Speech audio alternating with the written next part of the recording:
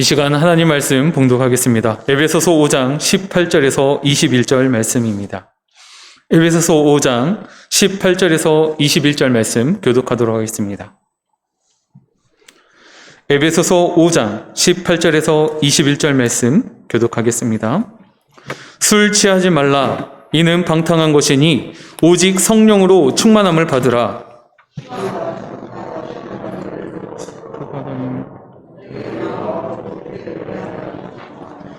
범사의 우리 주 예수 그리스도의 이름으로 항상 아버지 하나님께 감사하며 그리스도를 경외함으로 피차 복종하라. 아멘. 이 시간 기도하고 말씀 받도록 하겠습니다. 지금도 살아계시며 우리와 함께 하시는 아버지 하나님 감사드립니다. 이 수요일 밤에 우리를 불러 모아주시고 우리가 하나님 앞에 예배를 드리며 또 귀한 하나님의 말씀을 듣게 하여 주시니 감사드리옵나이다. 하나님, 우리가 하나님의 말씀을 듣는 것에 그치지 아니하고 우리가 들은 또 우리가 깨달은 이 하나님의 말씀을 우리의 마음밭에 심을 수 있는 시간들 될 수 있도록 도와주시고 우리의 삶에서 우리가 들은 말씀, 우리가 심은 이 말씀이 삶 가운데서 30배, 60배, 100배의 결실이 맺어지는 은혜가 있게 하여 주시옵소서. 말씀대로 살아가는 자들 되게 도와주시고 하나님의 도우심으로 말미암아 우리가 이 삶 가운데서 말씀의 열매를 또 성령의 풍성한 열매를 거두어가는 귀한 믿음의 하나님의 거룩한 백성들 될 수 있도록 도와주시옵소서. 우리가 풍성하게 열매를 거둘 수 있음에 그리고 우리가 많은 것들을 수확할 수 있음에 감사하며 찬양하며 하나님을 높이며 나아가는 귀한 은혜의 시간 되게 하여 주시옵소서. 이 시간 하나님의 말씀을 아버지 하나님 듣고자 하오니 집중할 수 있도록 도와주시고 다른 것들에 우리의 생각과 마음이 빼앗기지 아니하도록 주여 우리의 심령을 우리의 모든 것들을 붙들어 주시옵소서. 감사드리며 다시 오실 우리 주 예수 그리스도의 이름으로 기도드리옵나이다. 아멘.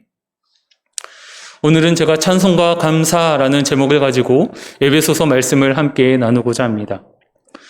부흥이라는 것은 단순히 교회가 성장하는 것만 아니라 사회 현상학적으로도 눈에 띄는 변화가 일어나게 되어 있습니다.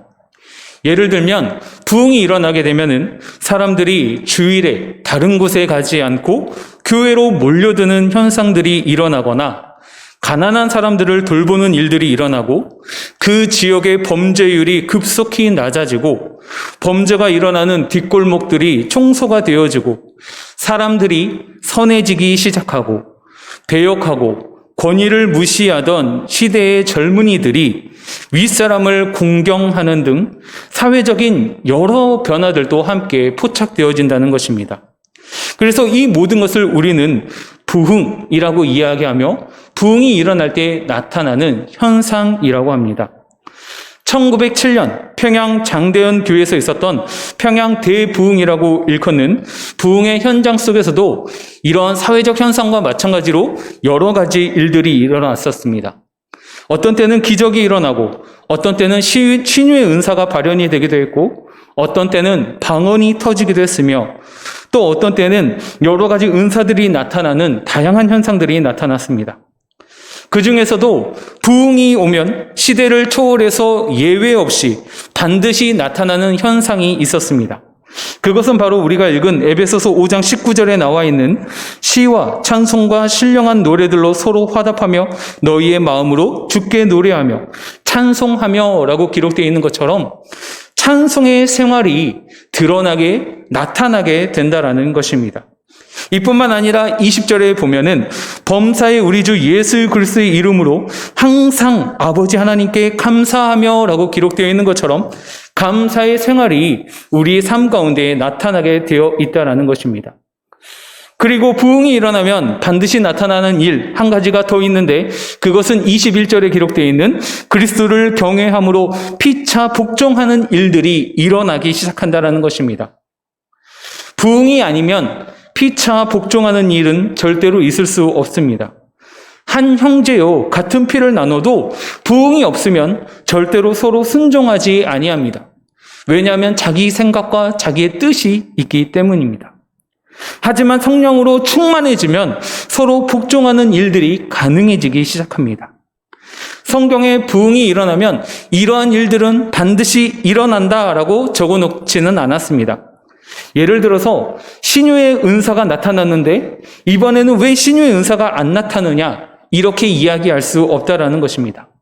어떤 때는 필요한 이러한 은사들이 있었고 또 다른 때에는 다른 필요한 은사들이 나타났다라는 것입니다. 그런데 오직 성령으로 충만함을 받으라라고 오늘 말씀에 언급된 이 세 가지 찬송, 감사, 피차 복종하는 것, 이 모든 것들은 부흥이 일어나면 그리고 성령이 충만하면 반드시 일어나는 현상이라고 이야기를 하고 있습니다. 이런 의미에서 오늘 말씀을 하나씩 살펴보면서 성령의 충만함 속에 들어갈 때 일어나는 일들을 점검해 보면서 지금 내가 영적으로 어느 위치에 하나님과의 어떠한 관계 속에 있는지를 한번 살펴보시기를 바랍니다. 성령이 충만해서 부흥이 일어나거나 하나님의 인격적인 그 충만한 영향권 안에 들어갈 때 어떠한 일들이 우리에게 일어날까요? 계속해서 우리 안에 타오르는 이 성령의 불을 꺼지지 않게 지켜나가면 어떠한 일들이 일어나는지 한번 맞춰보시기 바랍니다. 첫 번째, 방언을 하게 된다. 두 번째, 병 고침을 받게 된다. 세 번째, 달리기를 잘하게 된다. 네 번째, 모든 사람이 예뻐 보인다. 성령의 은혜가 충만하면 이 성령의 불길이 꺼지지 않으면 어떠한 것이 나타날까요? 형제님들 아시겠습니까?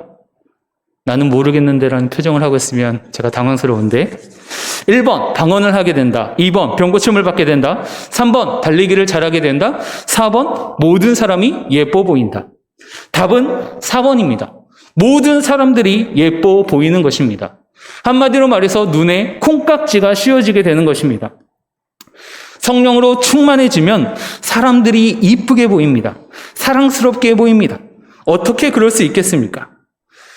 성령으로 충만함을 받으라 라는 이 말은 명령문으로 되어 있습니다. 성령의 충만함을 받는 것은 사람의 어떤 인간의 인위적이나 아니면 조작적으로 억지로 강압적으로 집어넣어서 만들어낼 수 있는 성령 충만이 아닙니다. 성령 충만은 절대로 인위적이지 않습니다. 의도적으로 어떠한 정형화된 틀에 집어넣는다고 해서 일어날 수 있는 현상이 아닙니다. 그래서 성령 충만은 하나님께서 은혜로 주시기로 작정하시고 우리에게 저항할 수 없는 은혜를 주시면 우리는 그 은혜를 받을 수밖에 없는 것입니다. 내가 받고 싶어서 받고 거절하고 싶어서 거절되어지는 것이 아니라 하나님께서 우리에게 주권적으로 절대적으로 강권적으로 받으라 하면 받을 수밖에 없는 것이 바로 성령의 충만입니다. 이런 의미에서 성령 충만은 하나님의 절대 주권으로 우리에게 주시는 은혜이기에 억지스럽지 않고 불편해 보이지 않고 지극히 자연스러운 현상이라는 것입니다. 하나님 안으로 우리가 들어가게 되면 자연히 따라오는 은혜인 것입니다. 성령의 충만함은 하나님의 절대적 은혜 속에 주어지는 자연스러운 현상이라고 할 수 있겠습니다.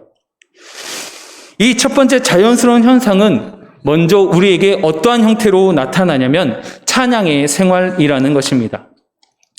흔히 우리가 찬양이라고 하면 오해하는 것들이 있는데 찬양이라는 것이 노래 잘하는 사람들의 전유물, 성가대 또는 찬양대, 이 사람들의 전유물이라고 할 수 있을지 모르겠지만 사실은 하나님의 그 풍성한 은혜 가운데 들어가서 하나님이 주시는 성령한 충만함에 임했을 때 나오는 찬양은 이것들과 전혀 상관이 없다라는 것입니다. 오순절날 성령 강림 사건과 더불어 역사에 등장한 것이 바로 교회입니다. 그 교회를 세상에서 들여다볼 때 이곳이 어떤 것인가 정말 궁금했을 것입니다. 도대체 저 사람들이 모여서 뭐 하는지 궁금했을 것입니다. 초대교회 당시에 고대 여러 문헌들이 발견되었는데 그 문헌들 중 하나가 로마 집정관의 플리니라는 사람이 로마의 황제인 트라이안에게 보내는 서신이 발견되었습니다. 이 서신의 흥미로운 것은 기독교인들, 크리스천들이 어떠한 사람들인지를 묘사하는 장면이 나오는데 그 글에 보면은 크리스천은 정한 날 미명에 항상 모여서 하나님이신 예수님께 찬양하기를 번갈아 가면서 하는 무리들이라고 표현을 하였습니다. 세상에서 기독교인들, 크리스천들을 볼 때 어떠한 모습으로 보였냐면 저 사람들은 모였다 하면 찬양을 하는 것입니다. 모였다 하면 쉽게 이야기해서 노래를 하는 모습으로 보여졌던 것입니다. 크리스천들에게 있어서 뚜렷하게 나타나는 현상, 그것은 바로 찬양이라는 것입니다. 두 청춘 남녀가 어떻게 사랑에 빠졌는지를 알 수 있냐면 유행가 가사가 마치 내 이야기처럼 들리면 흔히 우리는 그때 사랑에 빠졌다라고 이야기할 수 있는 것입니다. 이렇게 사람들의 사랑 속에도 시가 있고 노래가 있습니다. 그런데 어떻게 나를 위해 십자가에 지시고 생명 내어주시기까지 사랑한 하나님의 그 사랑 안에, 그 은혜롭고 풍성한 사랑 안에 들어간 우리가 하나님과의 관계 속에서 시가 없고 노래가 없고 찬양이 없을 수 있겠습니까? 사람과 사람 사이의 사랑 안에서도 아름다운 시와 찬양과 노래가 있는데 하물며 하나님과 사람 관계 속에서 성령이 충만하다고 한다면 찬양은 나을 수밖에 없는 것입니다. 이러한 현상은 부흥이라는 기간에는 아주 뚜렷하게 나타납니다. 부흥이라는 이 시기에는 찬송가가 쏟아져 나오는 현상이 뚜렷하게 나타납니다. 우리 찬송가에는 600여 곡이 들어가 있는데 이것이 지난 100년 동안에 1년에 두세 곡씩 작곡이 되고 추려져서 이 안에 들어간 것이 아닙니다. 부흥이 일어난 기간에 찬송가가 그냥 쏟아져 나온 것입니다. 요한 웨슬리의 동생 찰스 웨슬리는 음악가이자 작곡가인데 그의 평생에 6,000곡의 찬송을 지었습니다. 은혜를 받는 부흥의 시기에 찬양이 쏟아져 나올 수밖에 없음을 이야기하고 있는 것입니다. 은혜를 받으면 찬송이 쏟아져 나올 수밖에 없습니다. 하나님과의 사랑의 인격적인 충만 앞에 들어가게 되면은 찬양이 나오게 되어 있고 나를 사랑하신 그 인격적인 하나님의 사랑 안에서 하나님이 너무 좋아서 그분 앞에서 노래를 하게 되는 것입니다. 그래서 오늘 말씀해 보니 시와 찬송과 신령한 노래들로 서로 화답하라라고 하면서 이 찬양의 현상을 부흥의 현상 중 하나로 소개하고 있다라는 것입니다. 그렇다면은 이 말씀에 나와 있는 시와 찬송과 신령한 노래들에서 시는 뭐고 찬송은 무엇이며 신령한 노래는 무엇일까요? 시는 구약에 나온 시편을 이야기합니다. 그리고 찬송과 신령한 노래에 대해서는 사람들마다 의견의 차이가 있는데 먼저 찬양 혹은 찬미라는 것은 마태복음 26장 30절에 보았을 때 예수님께서 최후의 만찬을 하시고 감난산에 찬송하며 갔더라 라고 기록되어 있는데 이때의 찬송이 찬미가 아닐까? 또는 사도행전 16장 25절에서 바울과 실라가 감옥에 갇혔을 때 그들이 찬송을 했었습니다. 이 찬송이 아닐까? 혹은 어떤 사람은 수직적 찬양을 말할 때 쓰는 단어라고 해석하는 사람들이 있습니다. 여기서 찬양에는 수직적 찬양과 수평적 찬양이 있는데 우리가 알기 쉽게 이야기해서 먼저 수평적 찬양에 대해서 이야기한다면 당신은 사랑받기 위해 태어난 사람, 이러한 찬양처럼 서로 사람이 사람을 서로를 위로해주고 축복해주고 뭐 같이 해보자라고 이렇게 할 수 있는 이런 사람이 사람을 위해 불러주는 찬양, 이런 것들을 수평적 찬양이라고 한다면 수직적 찬양은 왕이신 나의 하나님, 내가 주를 높이고, 이렇게 사람이 하나님만을, 존귀하신 하나님 한 분만을 높이고 예배하는 찬양을 수직적 찬양이라고 할 수 있습니다. 그래서 어떠한 사람은 오직 하나님께만 찬양으로 영광을 올리는 찬양, 이것이 바로 찬미가 아닐까 하는 분들도 계십니다. 그리고 마지막 신령한 노래라고 하는 것은 예수님께서 갈람산에서 가시면서 부른 찬양이나 바울과 실라가 감옥에서 부른 찬양이 악기 없이 부르는 찬양이라면 이 신령한 노래는 모든 악기를 총동원해서 악기와 함께 부르는 것을 신령한 노래라고 이야기하는 사람들도 있고, 또 다른 사람들은 이 신령한 노래는 영감 있는 그 자리에서 하나님께서 은혜를 쏟아부어 주셔서 즉흥적으로 나오는 은혜의 찬양을 이야기하는 사람들도 있습니다. 하나님께서 은혜를 쏟아부어줘서 즉흥적으로 나오는 그 은혜의 찬양, 예를 들면은 핸델의 메시아 같은 이 이야기로 할 수 있겠습니다. 핸델의 메시아 같은 이 찬양은 몇 년에 걸쳐서 만들어진 곡이 아니라 하나님께서 은혜를 주시는 가운데 영감으로 한 번에 써내려간 곡이라는 것입니다.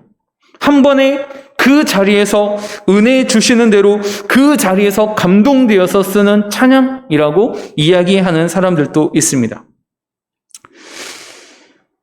이와 같이 하나님께서 은혜를 주시고 그 성령에 충만하게 들어가게 되면 반드시 찬양의 현상이 나타나게 되어 있다라는 것입니다. 이것은 우리가 노래를 잘하고 못하고의 이러한 실력과는 전혀 상관이 없는 이야기라는 것입니다.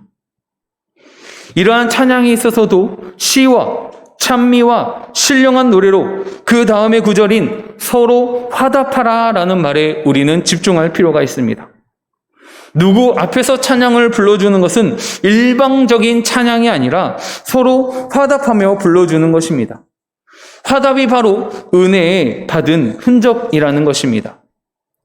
내가 은혜를 받았는지 은혜를 받지 않았는지 어디서 알 수 있느냐면 내가 화답하고 싶은 마음이 충만한지 아니면 화답하고 싶은 마음이 없는지를 살펴본다면 금방 알 수 있습니다.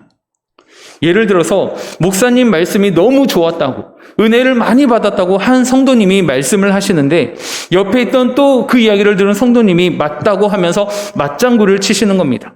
그러자 또 그 옆에 계시던 분이 정말 좋았다고 그 누구보다도 우리 목사님 말씀이 최고였다고 정말 은혜되는 말씀이었다고 하면서 서로 화답을 하는 것입니다. 이렇게 서로 화답을 하게 되면은 상승 무드를 타게 되는 것입니다. 그러면서 정말 좋았다라고 확인이 되어지는 화답의 역사가 바로 성령 충만한 결과를 이야기하는 것입니다. 그래서 화답은 맞장구 치는 칭찬이라고도 할 수 있습니다. 이렇게 같이 수긍이 되고 인정이 되고 그렇다고 믿어지게 되는 것입니다. 성령 충만해지면 일어나는 현상이 모든 사람들이 이뻐 보인다라고 했습니다. 이것 정말 맞는 말씀입니다. 와, 정말 예쁘지요? 그러자 옆에서 화답을 합니다. 네, 정말 예쁩니다. 그러자 또 다른 곳에서 화답을 합니다. 정말 예쁘네요. 대단히 예쁩니다. 그러면 어떻게 되는지 아십니까? 정말 모든 사람들이 예뻐지는 것입니다. 그런데 안타깝게도 꼭 옆에서 초치는 사람이 가끔 나타납니다. 이쁘지요? 하고 했는데 이쁘긴 뭐가 이뻐 별로구만. 이렇게 이야기하는 것은 안타깝게도 성령의 불을 끄는 겁니다. 성령의 불을 끄면 하나님의 역사가 사라지기 시작합니다. 하나님의 은혜는 항상 화답의 은혜로 옵니다. 성령이 충만해지면 화답해지고 싶어지는 것입니다. 누가 좋다고 하면 정말 좋다고 거기에 맞장구 치는 것입니다. 이쪽에서 박수를 치면 저쪽에서는 얼씨구 좋다고 춤을 추면서 화답하며 맞장구 치는 것입니다.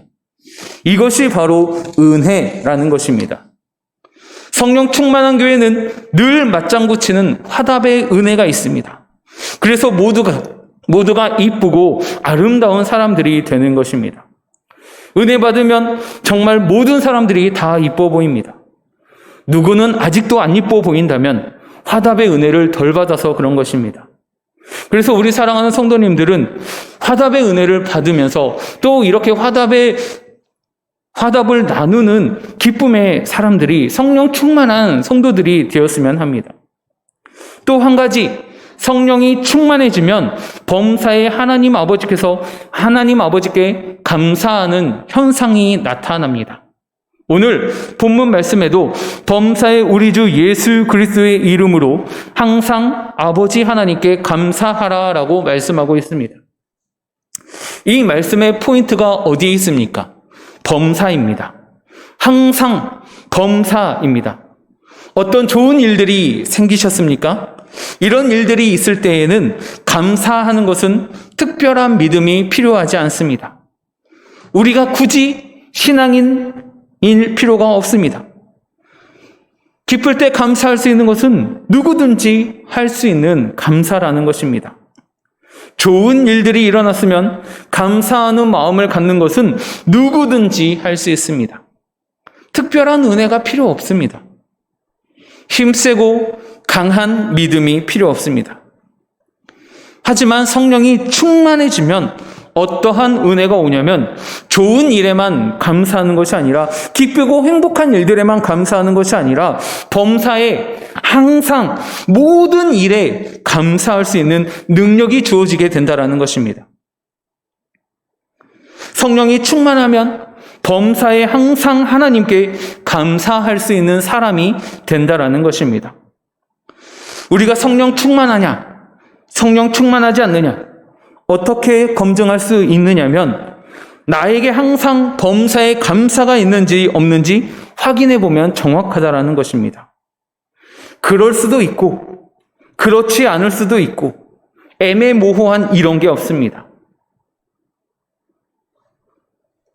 우리의 삶에 범사에 항상 감사가 있는지 없는지 확인해 보면 우리가 성령 충만한 사람들인지 하나님과의 어떠한 관계 속에 놓여 있는지 지금 우리의 위치는 어디에 있는지 금방 파악할 수 있다라는 것입니다.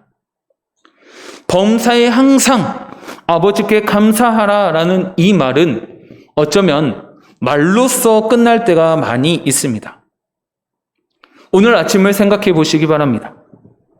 오늘 아침에 우리가 눈을 뜨는 것, 사랑하는 나의 가족들이 아무 탈 없이 아침을 맞이할 수 있었던 것, 밥을 먹는 것, 씻는 것, 차를 타는 것, 그리고 지금 이 시간 교회에 와서 예배 드릴 수 있는 것, 어쩌면 이 모든 것들은 매일매일 일상에 반복되는 것들이기 때문에 별거 아닌 상황일 수도 있습니다. 하지만 이 모든 상황들을 가만히 그리고 자세히 하게 살펴본다면은 이 모든 것들이 하나님의 은혜가 아니면 안 되는 일 아닙니까? 하나님의 은혜가 아니면 우리는 이 자리에 앉아서 예배 드릴 수 없었을지도 모릅니다.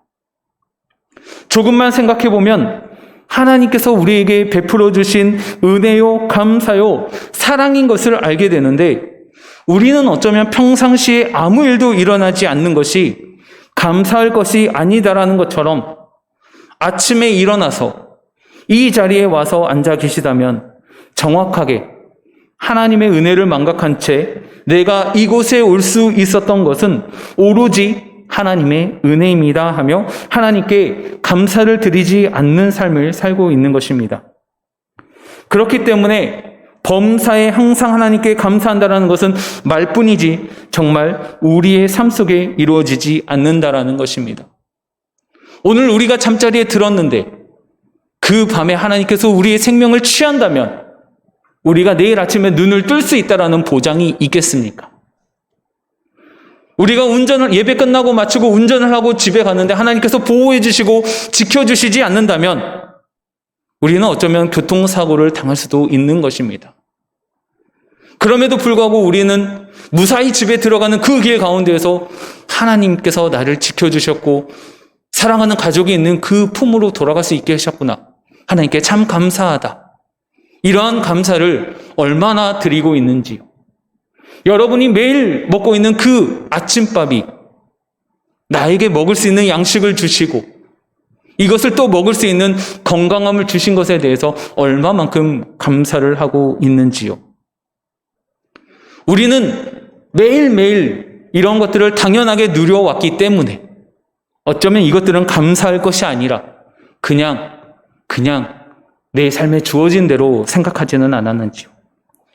그렇기 때문에 감사하다는 것은 범사에 감사하다라는 말은 어쩌면 우리는 하나님 범사에 감사합니다라고 말로만 끝나버리는 감사일 수도 있다라는 것입니다. 말세의 현상 중 하나가 감사하지 않는 것이라는 것을 로마서 1장에서 이야기하고 있습니다. 하나님을 알되 하나님을 영화롭게도 아니하며 감사하지도 아니하고 오히려 그 생각이 허망하여지며 미련한 마음이 어두워졌나니. 이 말세의 현상이 감사하지 않는 것인데, 감사하지 않으면 어떠한 일이 일어나느냐? 감사하지 않으면 우리에게 해로운 일들이 일어나느냐? 이렇게 생각하면서 감사하면 좋고 감사하지 않아도 별로 우리의 삶에 아무런 탈도 없잖아 라고 생각할지도 모릅니다. 그렇기 때문에 우리는 매일매일 반복되는 이러한 일상들에 감사가 아니라 그냥 당연한 것으로 여기고 넘어갈지도 모릅니다. 그런데 성경에서는 로마서 1장 28절과 29절 말씀에 감사하지 않으면 어떠한 사람인지에 대해서 이야기하고 있는데, 또한 그들이 하나님 두기를 싫어하매 하나님께서 그들을 그 상실한 마음대로 내버려 두사 합당하지 못한 일을 하게 하셨으니 곧 모든 불의, 추악, 탐욕, 악의가 가득한 자요 시기, 살인, 분쟁, 사기, 악독히 가득한 자라. 수근수근하는 자요. 감사는 해도 그만이고 안 해도 그만인 것이 아니라 범사에 항상 하나님 앞에 감사하지 않으면은 우리에게 이러한 결과가 나온다라고 이야기를 하고 있는 것입니다. 성경은 살인보다 더 악한 것이 감사하지 않는 마음이라고 이야기하고 있다라고 우리는 볼 수 있는 것입니다. 고린도전서 4장 7절에는 사도 바울이 고린도 교회를 향해서 이렇게 이야기를 하고 있습니다. 누가 너를 남달리 구별하였느냐? 내게 있는 것 중에 받지 아니한 것이 무엇이냐? 내가 받았은즉 어찌하여 받지 아니한 것 같이 자랑하느냐? 이 말씀이 무엇을 이야기하고 있는 것입니까? 이 말씀의 핵심은 간단합니다. 전부 모든 것들을 우리가 다 하나님께 받았다라는 이야기입니다. 일어나는 힘도 하나님께 받았고, 아침에 눈을 뜰 수 있는 능력도 우리가 하나님께 받았고, 눈으로 이 아름다운 세상, 사랑하는 사람들, 이 모든 것들을 볼 수 있는 시력도 하나님께 받았고, 귀하신 하나님의 말씀을 들을 수 있는 이 청력도 하나님께 받았고, 움직일 수 있는 힘도 하나님께 받았고, 건강하게 일할 수 있는 직장도 하나님께 은혜로 받았고, 평안한 가정, 이 모든 것들 다 하나님의 은혜로 받았음에도 불구하고 왜 안 받은 것처럼, 스스로 잘나서 얻은 것처럼, 자기가 땀을 흘려서 얻은 것처럼 그렇게 자랑하고 다니느냐? 다 받았으면서 왜 안 받은 것처럼 감사하지도 않고 살아가느냐라고 이야기하고 있는 것입니다. 사랑하는 성도 여러분, 감사는 항상 범사에 하는 것입니다. 우리가 감사를 하는 삶을 살지 않는다면 어느 순간 우리의 입술은 원망과 불평이 따라붙기 시작합니다. 누구에게는 이런 삶을 주셨는데 왜 나에게는 이런 삶을 주시지 않습니까? 누구에게는 하는 일마다, 손대는 일마다 잘 되는데 왜 나에게는 손대는 일마다 안 되게 하십니까? 하나님 정말 살아계신 것 맞습니까? 나를 위해 일하고 계시는 것 맞습니까? 할 수 있는 힘도, 그것을 바라볼 수 있는 것도, 비록 무너졌다고 할지라도 다시 일어날 수 있는 힘도 하나님께서 주셨는데 우리는 그것을 다른 사람과 비교하면서 없는 것으로 통하여서 나는 하나님께 받은 것이 아무것도 없다라고 하면서 원망과 불평의 감정이 커져가기 시작한다는 것입니다. 성령 충만하면 하나님의 은혜가 내 안에 거하고 그 인격체의 충만한 교제권 안에 들어가며 찬양과 더불어 감사가 내 안에 살아나기 시작하는 것입니다. 이 세상이 어떻게 운영이 되고 질서를 갖추는지 살펴보면 책임감과 의무입니다. 이 세상에서 일어나는 재난이 자연재해라기보다는 인재라고 많이 이야기들 합니다. 인재란 인간이 책임감을 다하지 못한 것이고 자기의 의무를 다하지 못한 것입니다. 자신이 마땅히 해야 할 일을 하지 못한 것입니다. 그래서 책임감 있는 리더십, 의무를 다하는 국민, 이런 것들을 강조하면서 캠페인을 하며 때로는 분위기를 조성하며 사회 질서를 잡으려고 합니다. 그런데 문제는 성도들도 이렇다라는 것입니다. 교회 안에서 의무와 책임감을 강조하면서 끌고 가려고 합니다. 나를 묶어서 마땅히 해야 할, 책임져야 할, 의무적으로 해야 할 일들 자꾸 의무감과 책임감으로 끌고 가려고 합니다. 세상이 이렇게 하는데 교회도 이렇게 해서 교회가 세상을 끌고 갈 수 있을까요? 의무와 책임을 강조하면서 세상과 똑같은 방법으로 어떻게 교회가 세상을 끌고 나갈 수 있겠습니까? 교회가 세상을 이끌고 나아갈 수 있는 힘과 교회가 세상을 이끌고 갈 수 있는 힘과 능력은 의무와 책임감이 아니라 바로 하나님 말씀에 나와 있는 것처럼 감사와 찬송이라는 것입니다. 감사로 끌고 가야 합니다. 의무와 책임감만으로는 한계가 있습니다. 우리에게 주어진 유일한 부흥의 힘은 감사와 찬송이라는 것입니다. 범사에 항상 하나님의 은혜임을 감사하면서 지극히 평범한 일상의 하루도 하나님의 은혜가 아니면 살 수 없는 이 은혜를 절절히 느끼면서 하나님 앞에서 항상 범사에 감사할 때 비로소 교회가 교회되어지고 이러한 교회가 사회를 이끌어 나가는 것입니다. 그리 아니하실지라도. 이것이 바로 부흥의 현상이라는 것입니다. 성령 충만한 자는 입술에 감사가 항상 붙어 있습니다. 항상 범사에 감사하는 능력이 있습니다. 감사의 능력으로 주님께서 주어주신 그 일을 감당하고 더 나아가서 작고 사소하고 지극히 평범한 것에도 감사하는 교회가 바로 이 지역과 사회를 힘있게 능력있게 이끌어가는 교회인 줄 믿으시기 바랍니다. 별거 아닌 지극히 평범한 것에도 감사하며 날마다 부어주신 하나님의 은혜에 시와 찬송과 신령한 노래로 화답하며 또 서로 간에 피차 복장하는 성령의 충만함이 우리 가운데 가득하길 바랍니다. 그래서 우리 사랑하는 성도님들의 삶 가운데 항상 하나님을 찬양하는 찬양이 끊이지 않았으면 좋겠습니다. 내 삶의 기쁨이, 내 삶의 즐거움이 서로에게 영향력을 끼치며 또 공동체에 영향력을 끼치며 우리 교회에 영향력을 끼치며 우리 교회의 시와 찬송과 신령한 노래가 넘치는 교회가 되고 작은 것에 부족한 것에 없는 것에서도 하나님께 감사할 줄 아는 믿음의 신앙, 믿음의 참된 성도, 그 길을 걸어가시는 우리 귀한 믿음의 성도님들 되시기 바랍니다. 이 시간에 우리가 읽고 들은 말씀을 생각하면서 함께 기도하기를 원합니다. 하나님, 내 삶에 하나님의 은혜를 체험하며 나타났던 그 모든 것들의 시와 찬송과 신령한 노래로 하나님께 올려드리며 내 삶을 베푸신 그 사소한 것 그 하나하나까지도 지극히 평범한 일상 그 하나하나까지도 하나님께 감사하며 올려드릴 수 있는 내 삶이 나의 믿음이 나의 신앙이 될 수 있게 해달라고 이 시간에 우리 함께 기도하겠습니다.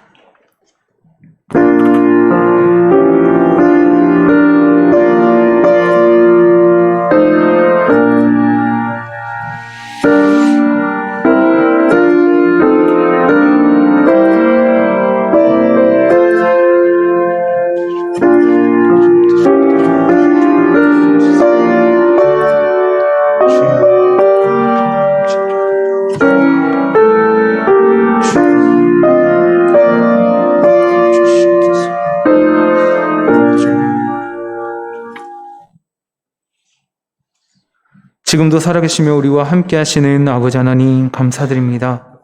아버지 하나님, 오늘 우리가 들었던 말씀처럼 우리의 삶 가운데 시와 찬송과 신령한 노래로 하나님을 높이는 삶이 있게 하여 주시옵고 또 우리가 받은 은혜대로 하나님께서 베풀어 주신 그 사랑 가운데에서 서로 화답하며 서로를 정말로 함께 화답하고 또 화답하고 기쁨의 화답을 통하여서 우리에게 기쁨의 상승의 무대가 타면서 우리 모두가 성령 충만할 수 있도록 도와주시옵소서.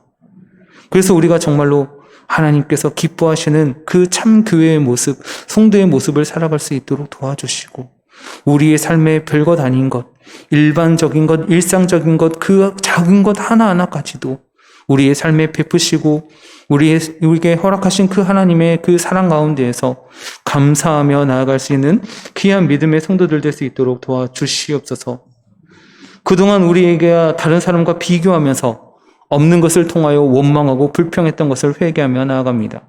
하나님, 다시는 우리가 다른 사람들과 비교하며 다른 사람들이 있는 것, 우리에게 주어지지 않았다고 해서 원망 불평하는 것이 아니라 그러한 상황 가운데서도 우리에게 베푸시고 또 우리를 위해 예비해 놓으신 그러한 복들을 바라보면서 하나님께 감사하며 오늘 하루하루의 삶을 채워나가는 귀한 믿음의 성도들 되게 하여 주시옵소서.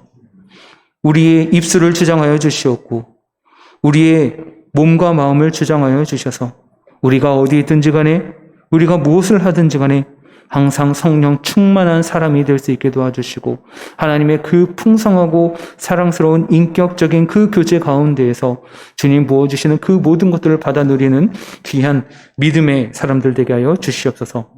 이러한 마음들이 우리의 평생토록 있도록 도와주시옵고 잠깐 잊어버린다고 할지라도 다시 회복할 수 있도록 주여 은혜를 더하여 주시옵소서. 오늘 우리가 들은 말씀대로 살아갈 수 있는 우리의 귀한 삶이 될 수 있게 도와주시고 또 우리가 들은 말씀을 마음밭에 심을 수 있는 귀한 은혜의 시간 되게 하여 주시옵소서. 감사드리며 다시 오실 우리 주 예수 그리스도의 이름으로 기도드리옵나이다. 아멘. 우리 주신 말씀 생각하면서 찬송가 429장 찬송하신 후에 주님 가르쳐 주신 기도로 예배 마치도록 하겠습니다. 찬송가 429장입니다.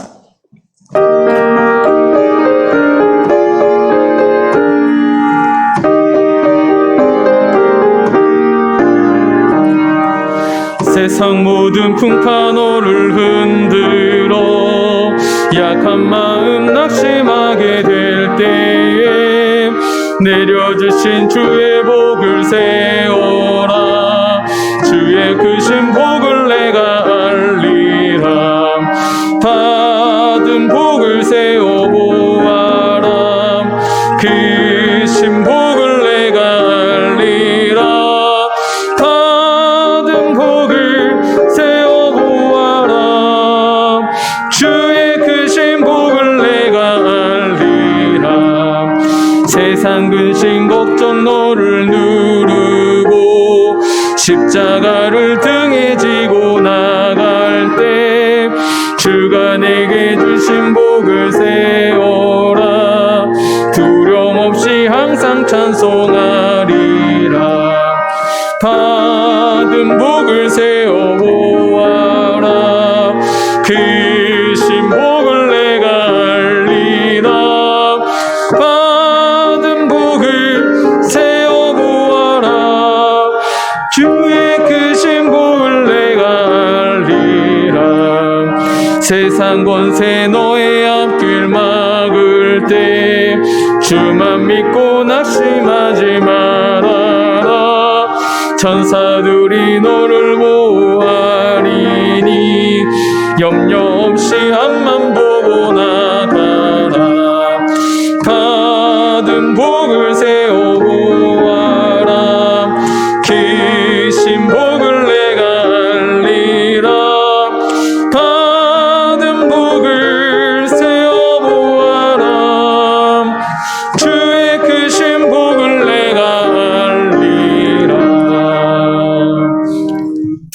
하늘에 계신 우리 아버지여, 이름이 거룩히 여김을 받으시오며 나라의 임하옵시며 뜻이 하늘에서 이루어진 것 같이 땅에서도 이루어지이다.